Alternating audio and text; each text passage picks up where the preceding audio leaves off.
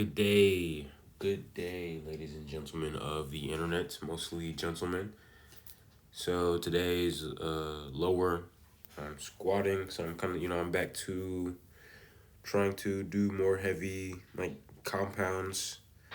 So it consisted of squats, RDLs with some, I guess you could say, power shrugs.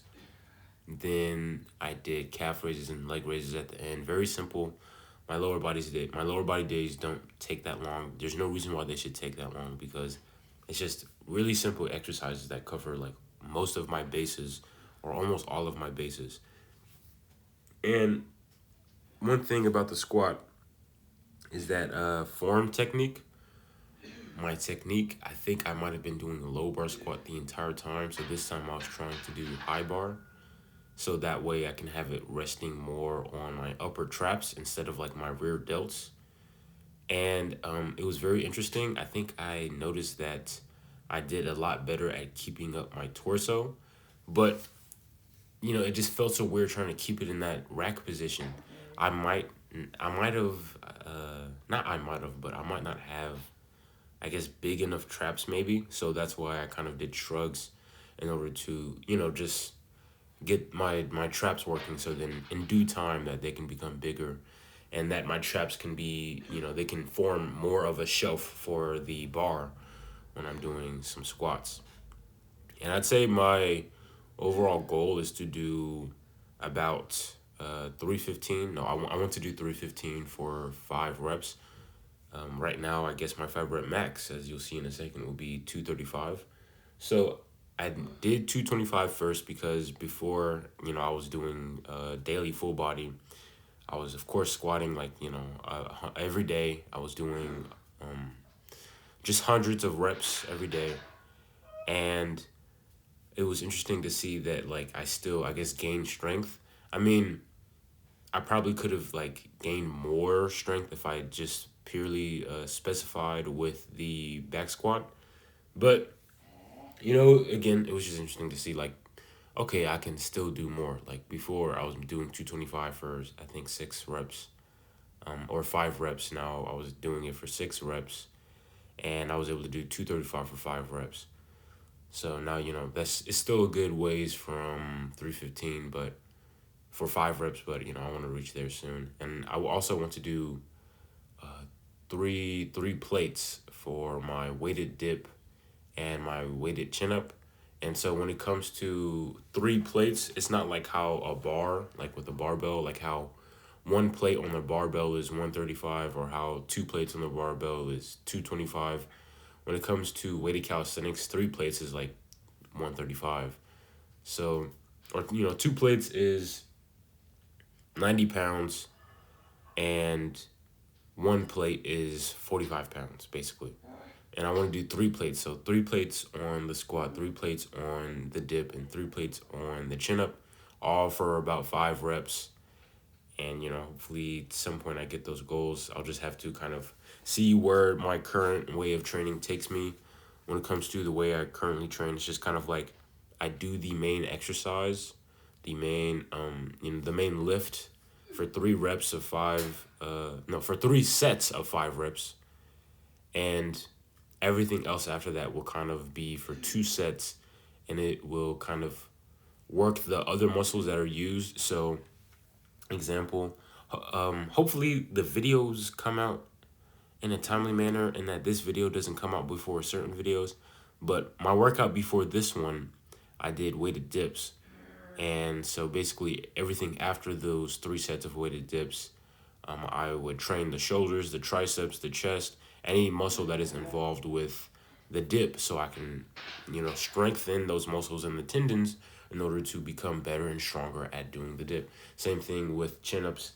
When I realized that, of course, more biceps are being used, especially with a closer grip, and that my lats are, I'd say, maybe being used a bit more. You probably want to isolate them, and you want to isolate your biceps, and then you want to just do some rows just to kind of get through a different range of motion for your back.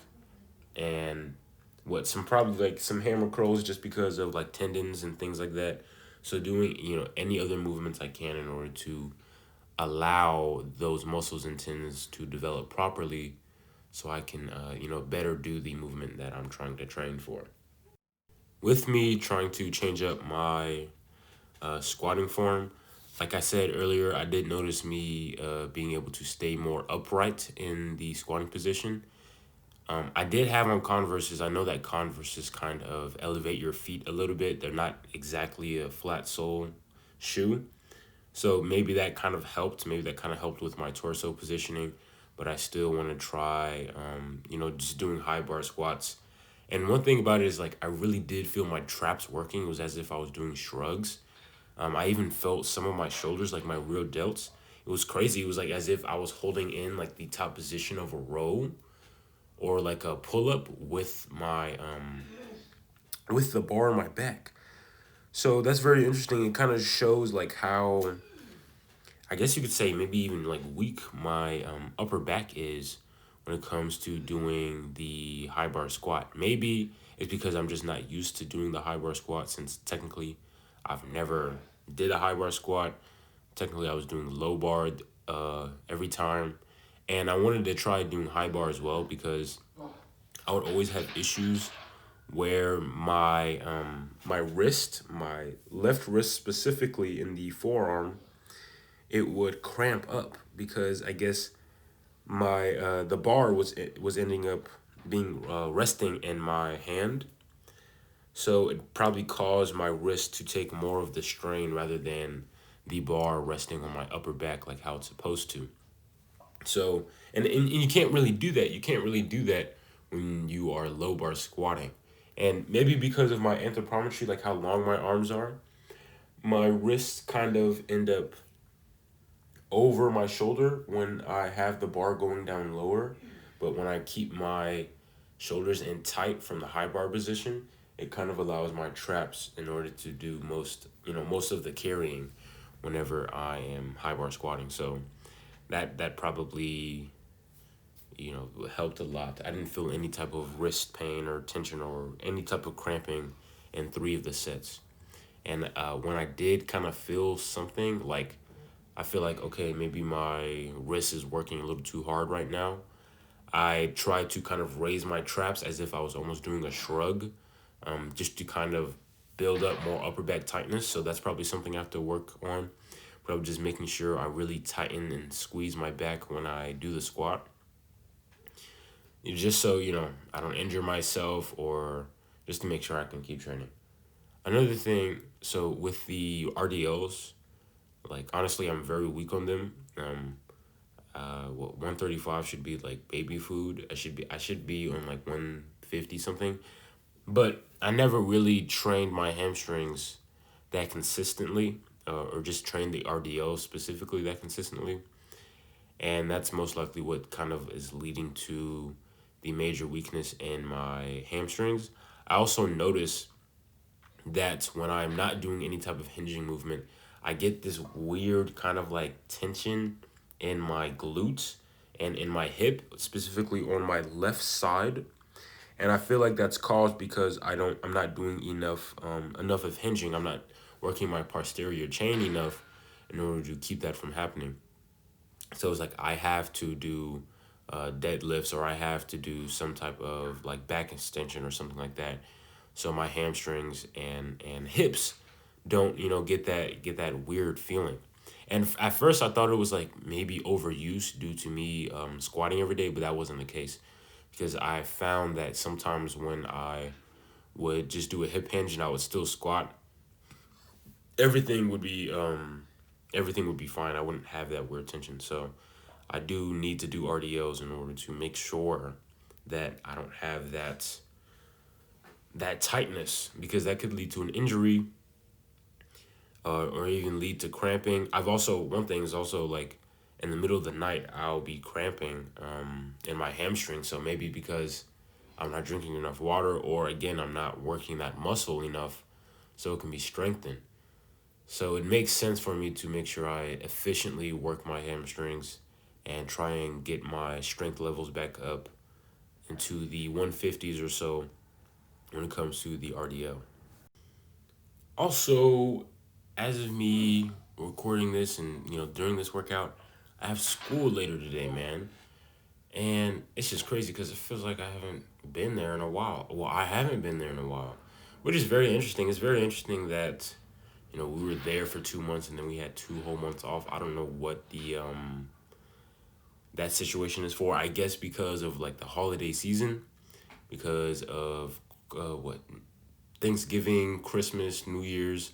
So they're like, I guess we'll just give them those 2 months off, and then we'll come back because I think in between my because what is this winter? We're in the winter quarter. In between my winter quarter and my spring quarter, I don't. I only have like a week or something in between break.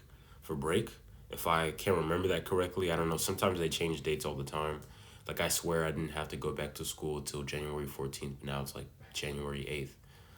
So, or maybe I'm just misremembering things like that. But they did even change the dates of when we had to start school. Like I remember when I first applied to the school, it was like start date for the fall semester was it was like September 6th or the 6th, and then it was September 9th, and then it was September 11th.